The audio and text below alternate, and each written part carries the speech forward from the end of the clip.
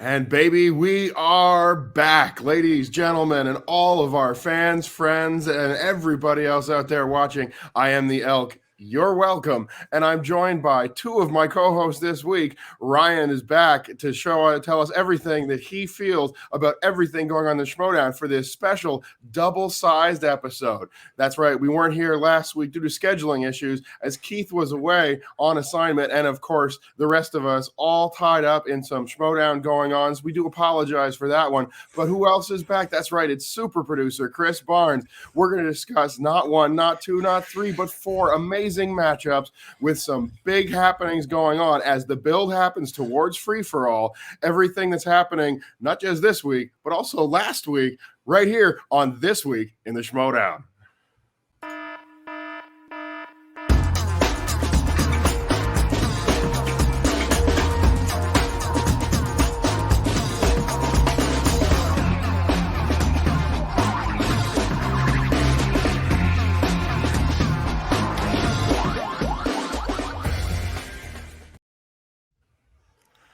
That's right. We are back. I said it, and I love being back here for you, the fans of the Elk, who once again must be thrilled to see me on your screens, joined by my great co-host, Ryan. Just want to say it's great to have you back. Can't always be here, but when you are, it's a pleasure for me and a delight for all the fans. Chris Barnes is here.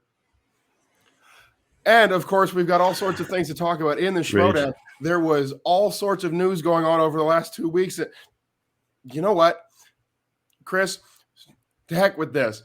We've got 4 matches to break down. Let's cover this rapid fire style, all right? Ben Bateman's with Kate. Saul no longer with them. And other than that, free-for-all coming up. Couple title matches to talk about. The news is all in the matchups this week. Welcome back, guys. Chris, you ready to do this thing? No, but let's go anyway. Sounds exactly like the Chris Barnes I know, and I know. And Ryan, it is great, as I said, to have you back. I know you've been busy the last few weeks, but have you been enjoying the Schmoedown superstars and all the action over these last couple of weeks? Absolutely. Can't wait to talk about it. And talk about it we shall. As I said, I'm going to get right out of that news. We're going to go right into the matchups. And for that, I'm going to turn it over to the man who might be ready for it, Chris Barnes.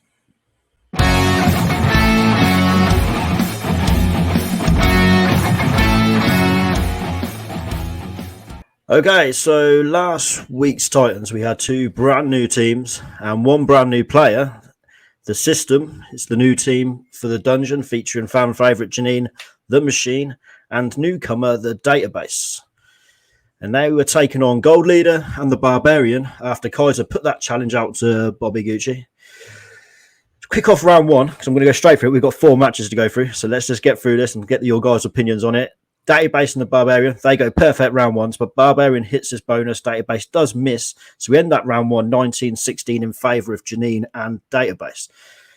But I think there's 2 stories to this round 1, really, and it has to be obviously the newcomer Database coming out of nowhere. I mean, I don't know about you guys, but I'd honestly never heard of this guy prior to him walking out onto that stage. So he came out firing all cylinders, obviously just missed his bonus, but still great start. But I suppose the other side of the round 1 coin is Gold Leader with a pretty devastating 6 round 1 misses, which is, a lot if you're trying to get anywhere in this teams division or in the Schmoedown at all. Obviously, we know he knows his Star Wars. We'll see it later on in the match. But guys, what is going through Gold Leader's head at this point? Missing 6 questions round 1.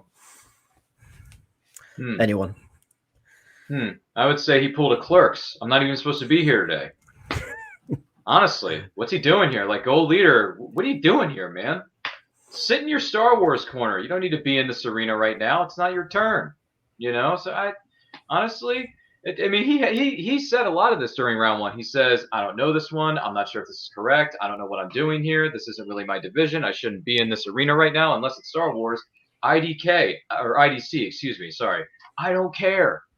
So, yeah, Gold Leader, take a break. Take a vacation. We'll call you if a Star Wars match comes up. Absolutely. Andrew, you've got anything you want to say about this round 1? Yeah, absolutely. I got something I want to say about this round one. First and foremost, isn't it lovely that Janine the Machine was able to take the kind words bestowed upon her by our friend Nick Harley and, of course, her former teammate, Mr. Ethan Irwin? She's using it to motivate herself to be better. I've always said people need to be driven in these leagues, in these matchups, by other people, in this case, much more talented people like Slick Nick, and, of course, Mr. Irwin himself, the appointment looking lovely ever since they came together. And Janine really coming out of it with a superstar of a partner. The database, very impressive right out of the gate in this matchup, could be very dangerous. And you said it yourself, Chris. I'm shocked. None of us have heard of this kid. I mean, we've got Keith Kilduff, who's writing down numbers about matches I've never even heard of. We've got the four of us all here, and we watch all the tangential stuff we can get our hands on. Hell, we cover an entire fan league on our original show this week in the FCL, and this kid is brand new. Surprised by that one. Also to Gold Leader and to what you said, Chris, I will just say, while I'm not necessarily as harsh as Ryan on this, I think there is a potential strategy in a team in having a specialist who can just clear up a category and get you a lot of points in some very important rounds. In this case, you said he missed a lot of points. I'm sorry, 6 misses in round one. That's basically all of them. Yeah, it is. It was not an ideal round one, but as we headed into round two, his fortunes did change, obviously with the help of the wild card, and then the spinner's choice, and then obviously his strength in Star Wars. Obviously meant he went perfect, but the system, Janine and database, they spin Frank Capra, also go perfect. 29-26 in favour of the system into round three. Round three, perfect again, all round. So obviously the winner then is the system, Janine and database. So it was really the tail of that round one. You know, that round one is what obviously cost this match because Gold Leader and Barbarian, they went perfect for rounds 2 and 3. It's just that round one misses that the damage was done. Yeah, absolutely, Chris. I think that round number one is very important. I know we've talked about it before. You're setting a pace, you're getting those points out. And if you eliminate steals round one, more points than round two for your team in this case are possibly on the board. So there's a lot that can go right and a lot that can go wrong.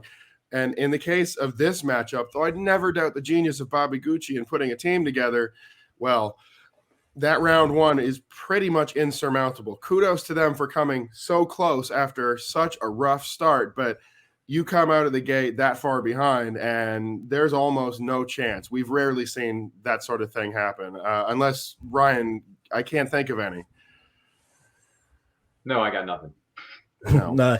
I also want to say actually in round two, it looked like maybe there's some cohesion issues between Gold Leader and Barbarian. I think there was one Barbarian was asking for a repeat the question when Gold Leader knew the answer to who directed Empire Strikes Back, which you would hope he would if as a Star Wars specialist. So, you know, maybe it's just a little bit of cohesion, work together needed doing there. But Ryan, it was a good opening match and maybe it's finally that perfect teammate for Janine in database. I mean, we don't know. It's very early doors. We only see him in one match, but maybe it's just fine. She's finally got that partner that complements, you know, what she knows and her skills. And we might actually find Janine in a fully successful team. I would venture to say so. But yeah, but first of all, who the frack is this kid? Who is he? Where did he come from? Did they find him on the street? No idea. Did they audition him behind the scenes, behind closed doors that we weren't aware of? Like, Christian, buddy, pal, you got to let us know these things. What's going on with you? So the database, that's his nickname, but what's his actual name? Where is he from? Where does he live? What are some of his favorite movies? What are some of his favorite genres? Like, how long has he been, has he competed in fan leagues outside of the U.S.? Has he competed in fan leagues in the U.S.? Like, I need a resume here, man. Like, who is this kid? I mean, he looks like he's barely 15. It's ridiculous. I don't get it. So other than that, congrats to Janine for finding a new teammate in the database, but we need names. We need, locations. We need favorite films, top 10s, top 5s. Give me something we can work with. The database isn't much to go on, but he answered some good questions, pulled it out in the end. They won. So, hey, congrats. I mean, but we pretty much, after the round one, we pretty much knew that Janine and whoever this mystery new partner was, they're going to win this. This isn't going to be much of a difficult match to compete in. Let's just say that. I mean, going by the database's performance in this first match of his, Maybe his first name is the internet movie. I don't know. Perhaps he is the internet movie, Dave. All right, bad joke. All right, got you. Fine. I'll leave the jokes to you guys. Okay. Sorry, I'm going to say Keith. Keith's not here. Andrew, any final thoughts on this first match, or should we just move on to the next match? Final thoughts on this particular matchup. You are right that Janine the Machine has always been a very strong competitor. The last season or two, particularly, we've seen her break out. And teams, she's had some promising starts, some real amazing competitors at her side. It's just never worked out. Maybe an unknown is the right way to go for Janine. And also, I just have to say this because it's very important. Chris, have confidence in yourself. Come take it from the elk. Bad jokes, that's the way you do it. Fire them off whenever you want. And if you ever see me wince when you read it out loud, that means it's working. It was awful. But I'm going to move on from it as well. So let's go. Right. So last week's Titans, we had the main event, 2 more new teams. Again, it was a all-team match event. We had the appointment, which is Ethan Irwin and sometimes friend of the show, Despicable Nick Harley. I know that's not his actual name, but Andrew's a big fan. They were taking on the Top Dogs, another new team with Adam Gertler and Eric Zipper. The appointment came out to a crowd of boos, so it seems that Roxy and her new stars have definitely settled into this more Healy attitude, or Andrew, I'm sure, as you would say, more new winning attitude. Yeah. Okay, so let's just move on to the match. It's amazing. The first miss in this game came on the second question. Who didn't appear in the trial of Chicago 7? Harley, Irwin, and Gertler all missed, but all said Michael Keaton from the multiple choice options. Eric Zipper, the only person getting the correct answer, with Seth Rogen. So the round ends 17-13 in favour of the appointment, Irwin and Harley. Andrew, you're a fan of the gameplay aspects, making sure you are using every advantage you can. This includes, obviously, those repeat the questions that each team's allocated, 3 of them. Gertler here, though, burned through 2 of the 3 in round 1, and he only profited from actually one of them. One of the questions he still got wrong.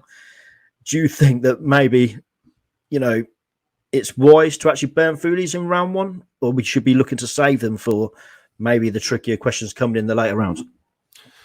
Fantastic question that is, Chris, and we've got a lot of ways you could talk about this. Obviously, I'm a big proponent of the strategy of the game. When you make points and when you can step back, when to use those repeats, and when to, say in a team match, lean on your partner. In this case, I mean, Slick Nick, he doesn't need to lean on Mr. Irwin, and Mr. Irwin certainly doesn't need to lean on Slick Nick. Both great competitors, and hey, they're standing tall here and looking fine, gentlemen. Great fashion. Please check your appointment book. I've been calling for days. Okay, we need to talk. Beyond that, you're looking over at the other side of the table, and you have a couple of competitors. I will admit to having a soft spot for Eric Zipper. Always been kind of a favorite of mine in the Schmoedown. Just something about his attitude, the way he does things. I think he's a really great guy in probably real life as well as on his appearances on the Schmoedown. But I will say, without trying to be too harsh to you, Mr. Zipper, of course, he's never really quite been a top level competitor. He's been close. He's been dancing around it sometimes, but Eric Zipper is maybe just outside of that echelon, another half a point below that even. Again, nothing against him. Just I don't know if he's got the killer instinct, if he can close down every question. As for his partner, Gertler, I mean, we haven't seen this guy in a while, but forgive me if I'm wrong, but if I'm remembering his stats from back in the day, he was never even close to the not so glowing terms I've just used to describe Zipper. He was always kind of around the middle. Lots of misses in the first round. And you asked, is this the right strategy to use your repeats early? I will tell you, if you are having trouble and you think you can make up those points, you think you can drag yourself up with your opponents, absolutely, you can burn as many repeats as you want. I would even be okay watching a team burn all 3 of their repeats in round 1 if what it was keeping them competitive. That being said, real strategist of the game is going to consider those later rounds. I don't think people use their repeats enough. I think they save them far too late, and a lot of them go to waste. And I think there's good opportunities to make up those points. But is this the way to use them in round number one? The simple and short answer to that, Chris, is no. This is not. Okay, so let's carry on to round two. It's quite interesting, as you say, like, actually it's not a good idea to save them for the later rounds, but I'll take your word for it. You're more in tune with the gameplay aspect than I am anyway. So let's look at round two. Zipper spins Sly and Arnie for the top dogs. They missed the question in Rocky 2. What holiday does Rocky and Apollo rematch take place? They said the 4th of July. The correct answer was Thanksgiving. The appointment were quite thankful for that, as they stole 2 points from that one. So then they dropped multiple choice on the last question, but pulled the correct answer, giving them a 1 point lead, 19-20. But obviously, with the appointment still needing to spin, so 1 point lead is not the great place to be when you're going into a second half of the round two against Nick Harley and Ethan Irwin when they're only a point behind. But actually, the appointment, they missed one question in the round, but the top dogs failed to return the favour and steal the 2 points from them. So the round ends 27-20. And it's going to be a tall order now for the top dogs to drag this one back.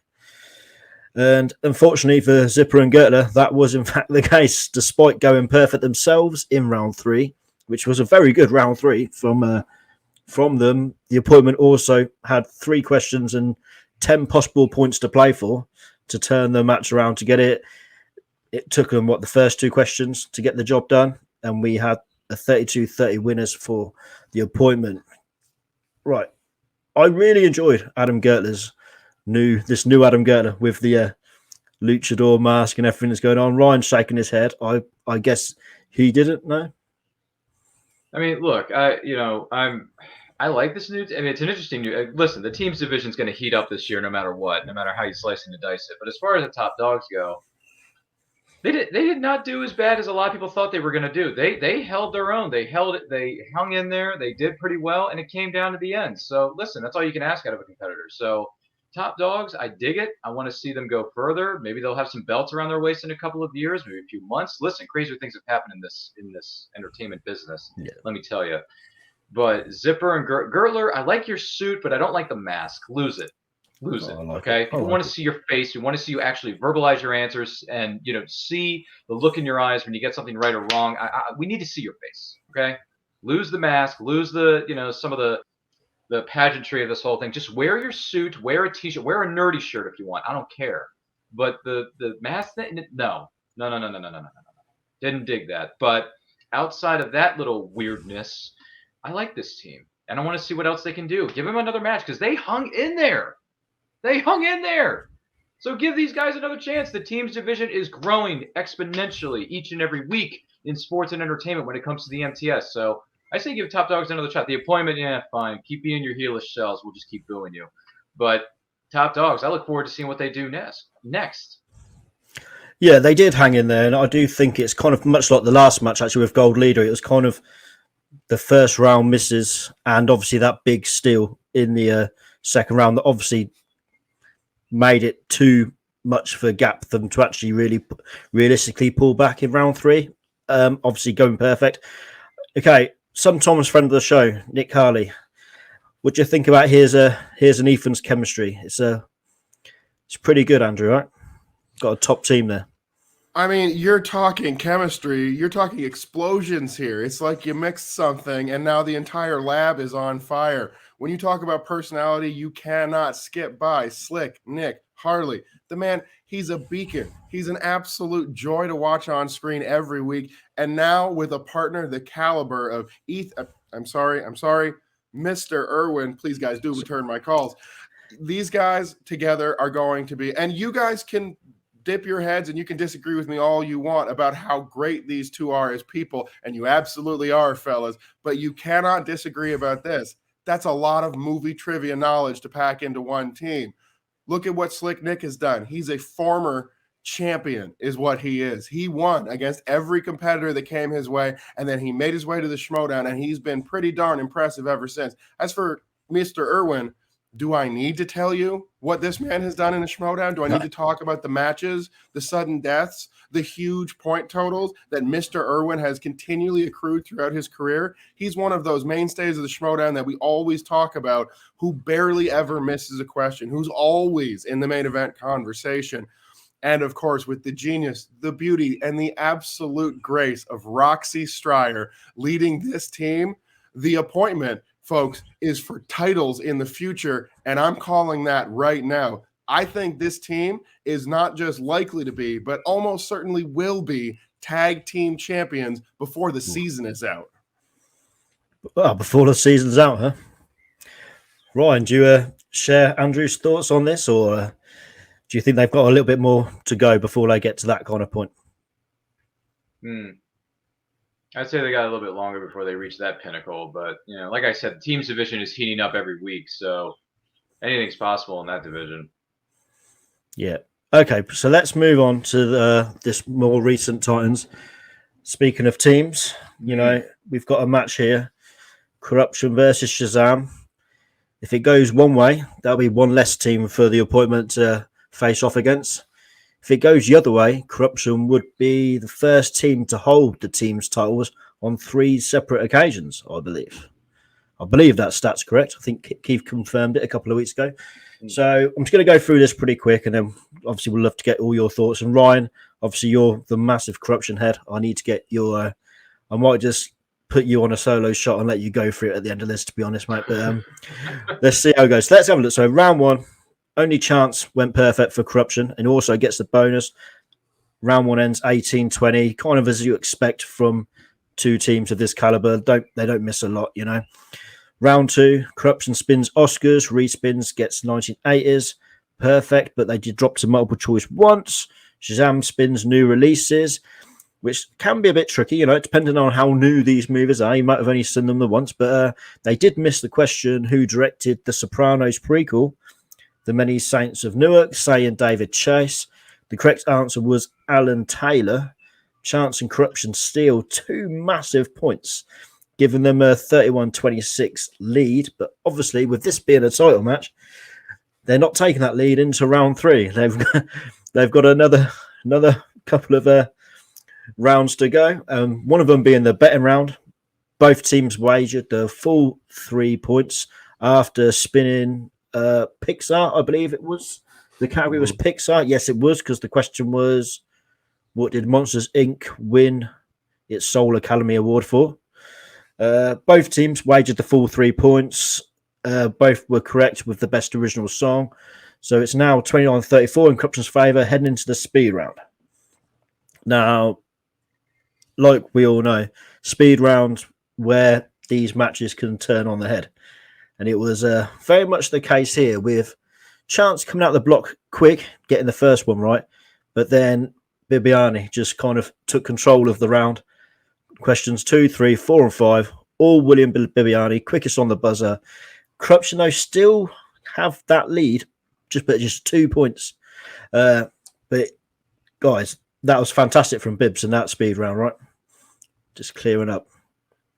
I mean, if I can jump in, Chris, I will say I agree with you. Speed round, not just where the match can turn around, where miracles can happen. And the reason is numerical superiority. That's the name of the game. You're trying to get those points. This is the only round where you can go completely unanswered against your opponents. If you're fast enough, every single point is yours, and they can do nothing about it. And I will say, impressive work by Bibiani will not lessen what he did in this round. But I have to mention it. I have to bring it up. He answers at least one question without the context in the clue necessary to make the answer. That was a wild guess by Bibiani on Pirates of the Caribbean. He absolutely could not have known what the answer was going to be. And while I applaud the strategy of going for the points, I am never a fan of answering a question that you can't know the answer to. It worked out here. It will not, players in the future, if you attempt the same thing. Yeah, that was crazy, wasn't it, Ryan? Just having a guess when the question's not even finished being asked. Right, Ryan, we're going to go to the round 3, and then we're going to get your thoughts on all this. You mean round 5? Round 5, sorry, round 5, the final round. Yeah. So yeah, Corruption, they just need to hold their throw, and then they're the 3 times teams champions. You know, I was feeling, got the shirt. I was feeling confident. I thought, you know what, they're going to do this, and it was a great effort. But Shazam were perfect in round 3, and Corruption did miss a real tough 5-point question, I thought at least, which was how many times did Tony Scott direct Denzel Washington? The correct answer, I believe, was 5, and I believe they may have said 6. Right, so it ends up 43-40. Shazam win. 4 defenses now as well. So before I'm coming to you, Ryan, I'm going to let you get your thoughts, because we do know this now means Corruption as a team. Mike and Chance are no more, and you are the biggest Corruption fan out of all of us. But Andrew first, with Shazam now 4 defenses. I know it's not the 6 that the Patriots have got, but are Shazam now the best team? Is it confirmed of all time? Best team of all time. I mean, this is one of those categories that's going to be debated for a long, long time. But are they in the conversation? Yes. Are they shortlisted for the finals of this particular conversation? Heck yes. Shazam is, without a doubt, amongst at least the top 2 teams of all time in the Schmoedown. And I don't think you can argue that. Am I talking about the Patriots? Maybe the Shire Wolves? Maybe any number of great teams? It doesn't matter who I'm talking about. Shazam absolutely deserves to be near or right at the top of the list. I'm not going to declare them just yet. I'm not going to say that's a spot they have completely in their pocket. But, I mean, I can't say it any other way. Yeah, they might be. Yeah, I mean, I tend to think actually, yes, they are. I think maybe, yes, the Shire Wolves and some of the teams that the Patriots had to face were good teams, but I do think the actual teams division more recently has been a lot stronger than it was maybe back when the Patriots were around. Maybe Shazam do need to try and get 2 more defenses, equal the Patriots defenses. Then it's, I think that I would say then that's confirmed maybe, but yeah, we'll see how it goes. Okay, Ryan, it's an end of an era for the Schmoedown in general, but obviously for you as a big Corruption fan, and like I said, I'm here with you. Corruption are no more. There was some nice chants from the crowd. The old thank you chants with the post match. It was quite emotional. So Ryan, go on in. Have the floor. Mm-hmm. Well, let me start off by saying this. Shazam, congratulations. You won fair and square. Came down to the wire, as in any championship match. Is what we want as an audience, what we want as competitors. So congratulations to Shazam and the team over there. You guys played great. Did a great job. However, I will say the difference between your 5-pointer and Corruption's 5-pointer, there's a little bit of a difference there. I feel that your 5-pointer wasn't as nearly difficult as it was for the NWO known as Corruption. But that's just me.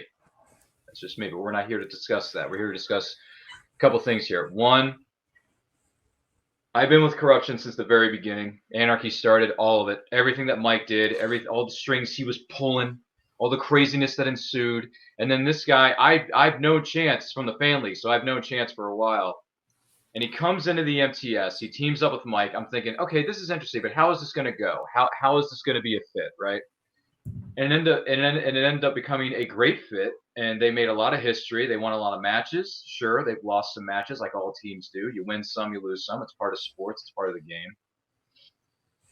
But, I mean, what can I say? I love this team. And for them to lose, and unfortunately they have to break up, listen, is it unfortunate?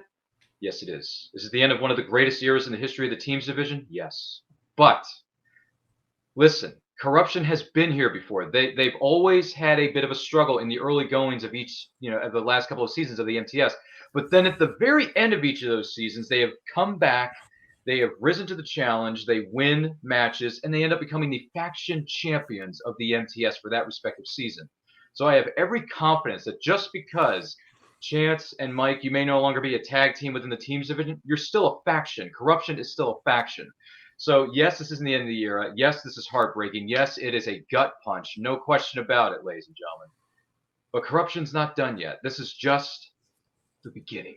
This is just the beginning.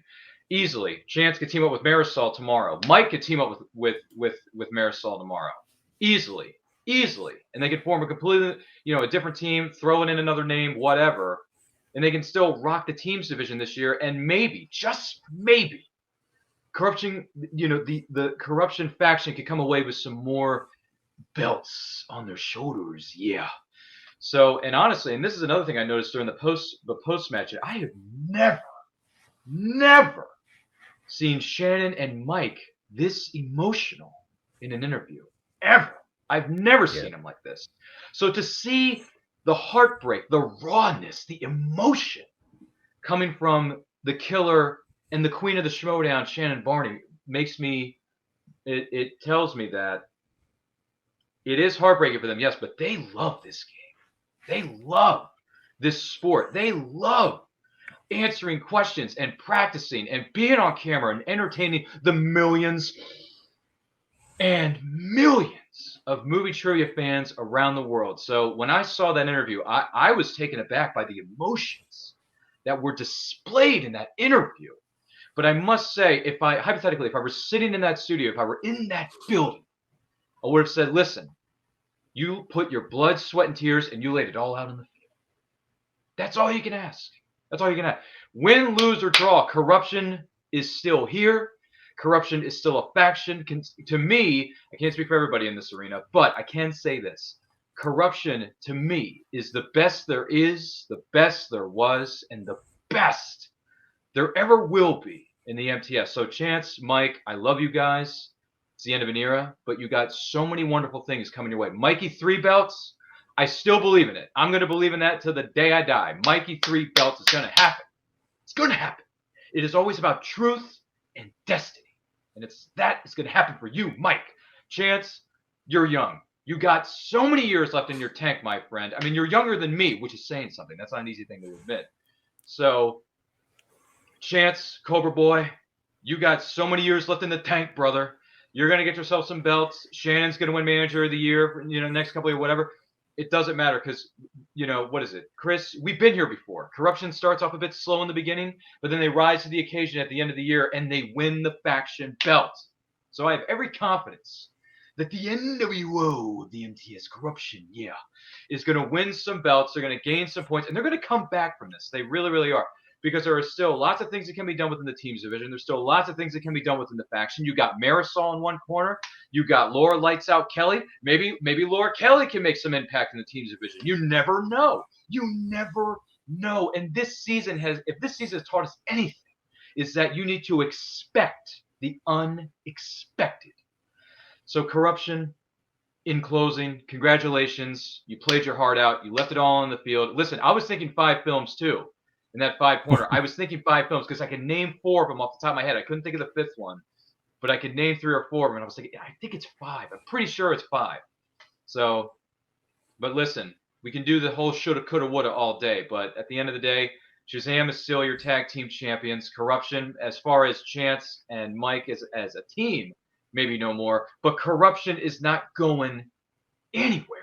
And they are going to come back, and they're going to win some belts. They're going to bring the gold back home, brothers and sisters. Yeah. So congratulations to Shannon Barney. Congratulations to Mike the Killer Kalinowski. Congratulations to Chance Cobra Ellison. You guys are incredible, and you will come back. So bless your hearts. Wish you the best. If you guys ever need anything, I'm always going to be here. I'm always going to be a Corruption fan, no matter what happens, what kind of members come through that door, and what members exit that door. It doesn't matter. I am Corruption for life. Anyway, Chris, what do you got for us? I love the passion, Ryan, and so it's just I think it's just the proper way for us to actually finish the talk of this match with the Corruption. Andrew, unless you have anything you kind of want to say about Corruption and maybe the legacy they've had that Ryan's not already pretty much touched on here anyway. Hey, if anybody's up to the task of following that, I think it might be me, but I don't think I even want to try this time, Chris. I'm just going to go ahead and I'm going to keep it short and sweet. Shazam, you are among the greats. You are titans in the tag team division. Congratulations on a well-fought, well-deserved win. Corruption. I mean, Chance and Mike, 2 of the greatest 3 division competitors we have ever seen teaming up and making an impact, not just in the titles that they've won, but in everything they've done throughout the Schmoedown in their entire time together. It's been a pleasure. It's been an honor. We will miss you. And by the way, when KOrruption does get around to putting these 2 into a team with somebody else, the rest of the tag team division, run for your lives.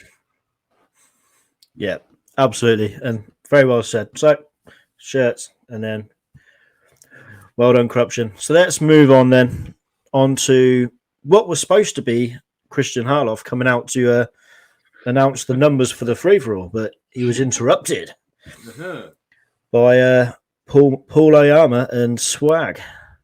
Now, one bit of news we actually got from this actually was a confirmation that ex-KOrruption member Adam Collins is now officially Paul Oyama's teammate. So that's another team to be looking at this team's division. Oh my God, this team's division this year is going to be something special. But also Oyama, he cashes in his title shot that he earned at last year's free-for-all, which honestly I'd completely forgot he had it, to be honest, and waited to the very last minute. Obviously, at the time of this being aired, the free-for-all will have already happened, but we'll be talking about that next week because we had way too much to talk about on this one show when it comes to matches. So next week, we're going to be talking about the free-for-all and whatever the matches are from Titans next week as well. So yeah, he comes out, cashes in, he plays around. Am I going to cash in Star Wars or teams or in a geekdom or whatever? But no, he goes straight for the top, straight to Samm Levine, singles champion. And Samm comes out and obviously doesn't have a choice but to accept the match, and it kicks off as expected, really. Round 1, both Paul and Samm go perfect. Samm gets the bonus, though. Paul does actually miss his bonus. So obviously it leaves us 11-10 to Samm's favour, heading into round 2. Round 2, Paul spins Margot Robbie, which I believe, guys, is that a new category on the wheel? I don't think we've seen that one before, have we? So that's I'm loving actually you've got these new categories here. He does go to multiple choice on the final question, but misses, which is the question I think was, which rabbit did Margot Robbie voice in Peter Rabbit? Options were Mopsy, Cottontail, Flopsy, and Peter. I believe he guessed Mopsy. Samm steals the 1 point guessing Flopsy. I say guessing because they both did seem like they were really just trying to guess what the answer was here. I know they're very good, but unless they're playing with us, Samm didn't seem like he was sure. He just kind of went, yeah, Flopsy. So 6 point lead for Oyama when Samm spins for his round 2 category, and it was SCTV alumni, the category. He goes perfect, 22-18 as we head into the betting round, which after the spin is in the category of action adventure. Well, the question is, Jason Statham stars as mercenary Danny Bryce alongside Clive Owen and Robert De Niro in what film? Samm smartly uses a repeat. He needs it. Both betted 3 points. Samm goes correct, but massive moment in the match. Paul misses, losing his 3 points, while Samm obviously earned his 3. So that's now a 10-point difference between them, 25-15 going into that speed round, which, you know, through history, we've seen Samm do okay in the speed round anyway. So, Andrew, you know, heading into the speed round, if you're Paul Oyama, what are you thinking now? I'm thinking, oh, crap. I mean, heading into that speed round, it's not all over heading into that speed round. If I'm Paul Oyama, who's been in this situation before, I mean, I have to imagine what he was thinking was, I have to bet 3 and I have to make it, because it really was that simple. We knew Samm could sit back. He could let this be a small bet on his side, but Samm Levine, not the type to do that, especially not now. He's on fire through the season. Up to the speed round starting, he still has not missed. There's no way Samm Levine's not going to bet big. I don't think there's a single mistake made by Paul Oyama in the speed round, except for the answer he actually gave. And we can't fault him for occasionally missing one. I don't know what you're supposed to do up against Samm Levine, but I will say, I mean, Paul Oyama waited a year and he decides to challenge a guy the caliber of Samm Levine, who has not missed the entire season, who just won the title back from an amazing competitor in Marisol McKee. I think the mistake that Paul Oyama made might be just, this is not the guy to challenge at this time. Maybe hit one of the other divisions. Wait until he's had a couple more matches. Wait until a question has gone over his head, and then maybe he'll get a little more rattled. But right now, Samm Levine is exactly what he looked like this entire matchup, the immovable object. And it turns out today, the unstoppable force, well, not so unstoppable. Yeah, absolutely. Yeah, so I've seen that speed round. It ended up coming down to the last question. If Paul got it, we would have carried on to the next round. If Samm got it, which is what happened, match over. Samm Levine is still singles champion. I will say, Paul, it was a good performance still, coming in and putting the challenge there. Obviously, the betting round probably really dictated where this result was going to go in the end. Obviously, that's a big swing, losing the 3 points with Samm gaining 3. But, Andrew, what you just said, why challenge Samm Levine? Like, Samm Levine, they made a point of it. He hasn't missed a point all season so far. Ryan, do you agree with Andrew? Was it just like maybe just not the right way to go to challenge? Maybe look at an Inner Geekdom or something else, or even a Teams. To be fair, come out challenge Shazam with Adam Collins. Not much better, actually, Chris. Thank you. If he did it that night straight after Shazam and KOrruption had just played, so they've got to go 2 matches back to back. That's the way maybe you should have gone, but yeah, honestly, I know it's not much better. Yeah, honestly, thinking about this now that now that we've had a chance to reflect on it a little bit more, yeah, I think Paul should have gone for the teams, because you could have caught Shazam completely off guard. They would not have been prepared. They would not have been able to hit the showers, get themselves cleaned up, put on a fresh new suit, come out to the arena with 20,000 people watching, and you got 20,000 more people watching at home. That would have been a great opportunity for Paul and his brand new teammate, KOrruption alumni, Adam Collins. That would have been insane. But listen, I'm not surprised that Paul went for the singles belt, because anyone who's got a free shot at whatever title they want, they're 9 times out of 10, unless they're really crazy and want to go for teams, blah, blah, blah, blah, they're going to go for the singles, because the singles is the biggest. It's the cream that rises to the top. It is the cream of the crop. If Paul Oyama, hypothetically, if he were to win that night in the middle of that ring against Samm Levine, give Samm his first defeat in like 5,000 years, and he won the belt, it would have been one of the biggest historical moments in the history of movie trivia, and it also would have been one of the biggest upsets in the history of professional sports, period.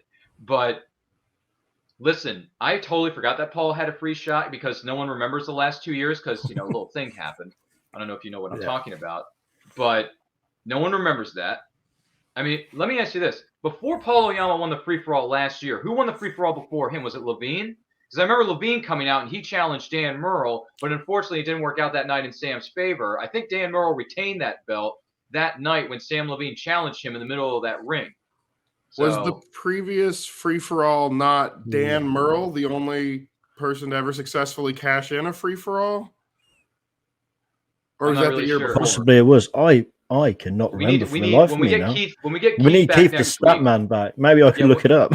Keith, if you're watching this, which I know you are, double check me, because I'm pretty sure that when Levine came out and challenged Murrell, Levine came close to winning the belt, but I think Murrell retained it that night. And then now you got Paul Oyama coming out, challenging Samm Levine, who is at the top, the ultimate top of anyone's game in the history of the MTS, and you lose.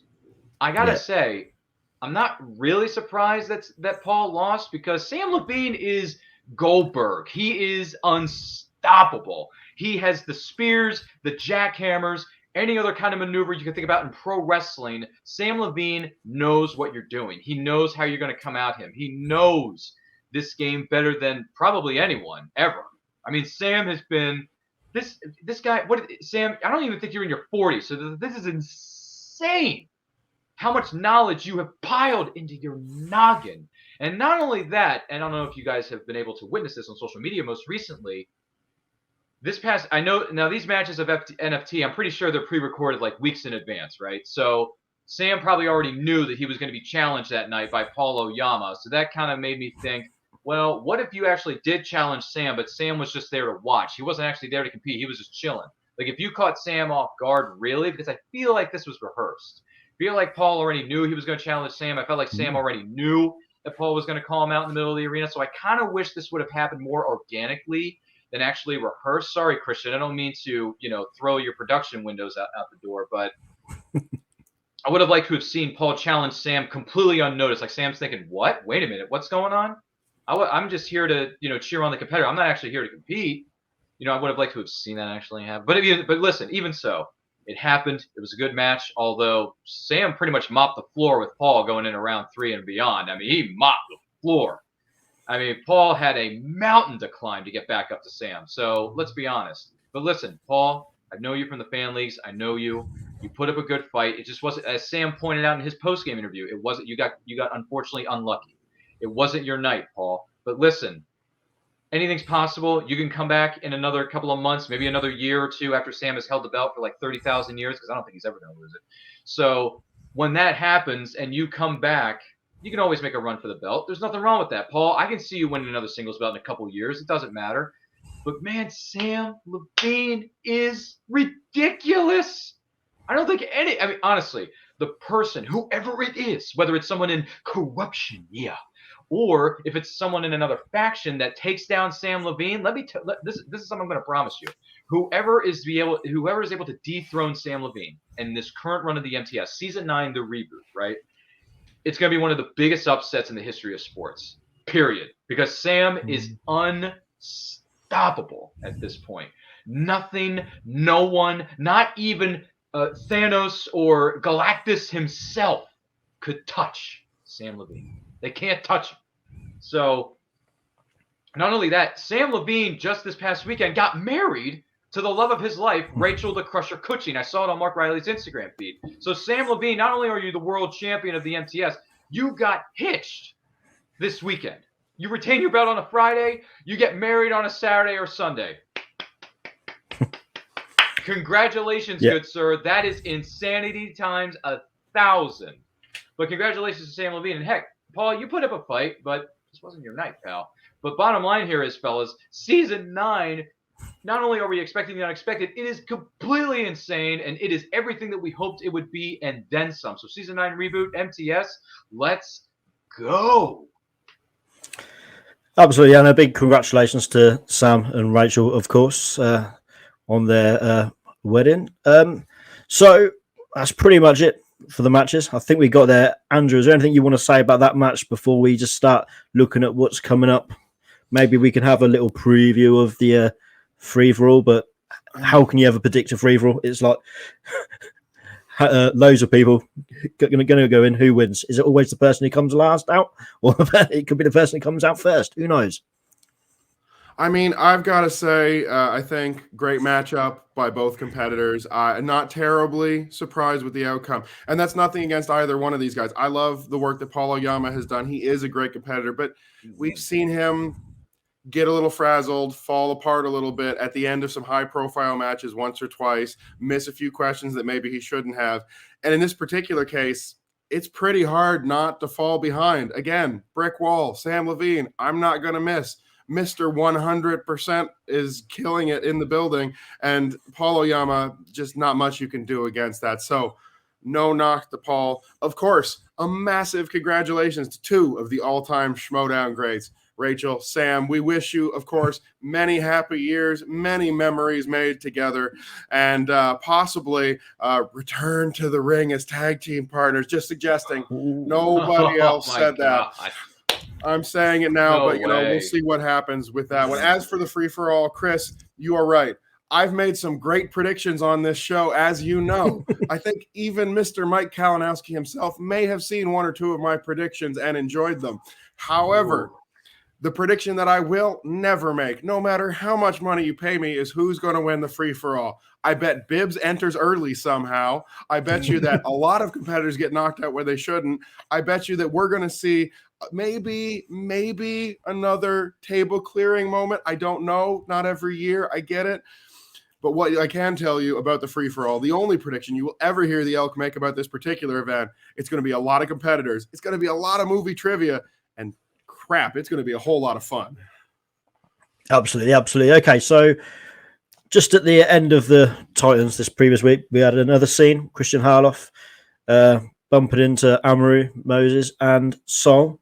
Obviously, recently ditched by the dungeon Saul as well. So that was a bit of a shocker. I thought him and Kate were kind of thick as thieves, to be fair. But basically, setting up looks like a match between the two next week. So, guys, what do you think? I know, Ryan, I know you know Amaru quite well. I'd like to actually hear your kind of predictions on this. Really? You want to hear me talk again? Yeah, because I'm on the fence. So. Okay, I want to hit both your. I want both your predictions on this, but I'm on the fence. So I figured I might as well just let you guys go for it. No, that's fair. As far as you mean, as far as the situation with Saul, or the match for next week with Saul? No, the match for next week, Amaru versus Saul. Okay, which way? Where do you think it's going?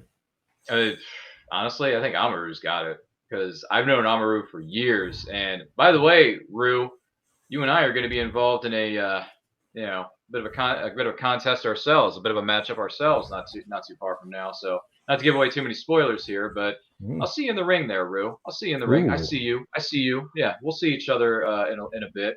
So with that being said, outside of the competitive streak between Rue and I, outside of the MTS, Rue's going to win this. I have no problems. It's not like I have any. Listen, Saul will give him a fight. Don't get me wrong, but Rue's been practicing. Rue's been training. He's been training hard. So I truly feel Rue versus Saul Part 2. It's going to be the same thing that happened in the original. Rue's going to walk away with the victory. Saul will put up some points. He'll put up a good fight, yes, but Rue's going to walk away with the W. Go Rue. What do you guys think? Well, I mean, Ryan, I've got to say, I think that Amaru Moses, great guy. Apparently, everybody seems to like him. I met him myself way back in the day doing a little something called the Movie Trivia Face-Off. May have seen him in a match or two back then. And, I mean, Amaru Moses, a very impressive competitor. Saul, incredibly jealous, sir, of your wonderful beard. I mean, come on, guys. You got to give props to that particular set of facial hair. Saul, looking good, always. Yeah, Ryan said it. It's going to be Amaru. Yeah, I think I do actually agree. Because I'm on the fence, but Saul, he's been okay, but he's now just lost his manager. He's on his own. If he starts getting up in his head a bit, maybe he's got no one there to kind of calm him down. Not that I'm entirely sure that Kate was necessarily a calming influence as a manager anyway over the last couple of seasons, but I think I'll probably go the same way as you guys, Amaru. I think it'll be the same as last time they faced off against each other. But again, I think like Ryan, you said, or Andrew, one of you said, you both may have said it, can't remember now.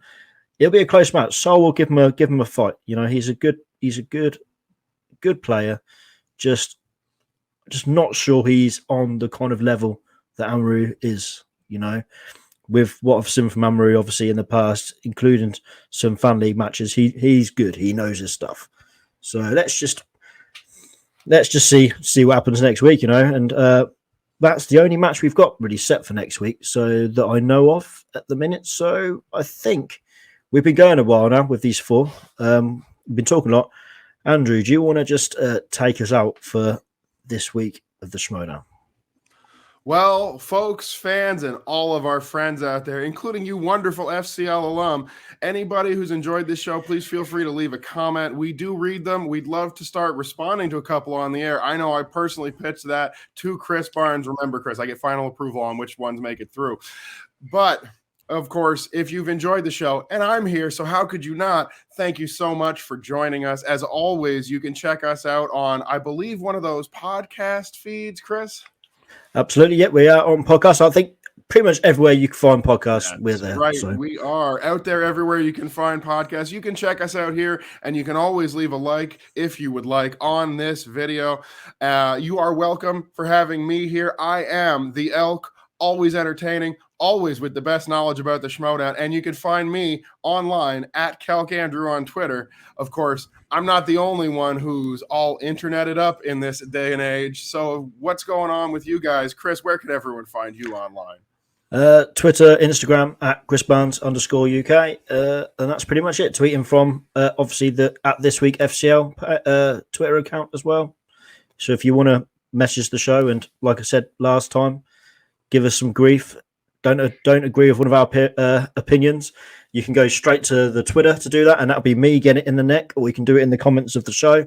And as Andrew said, we're going to start maybe bringing in actually similar comments onto the showing, especially the ones if you're disagreeing with any of Andrew or Ryan's takes, then I'll make sure they come out and let them tell you why you're wrong, or maybe leave with their tails between their legs, realizing how silly they must have sounded. But yeah, Ryan, where can everyone find you? Great question.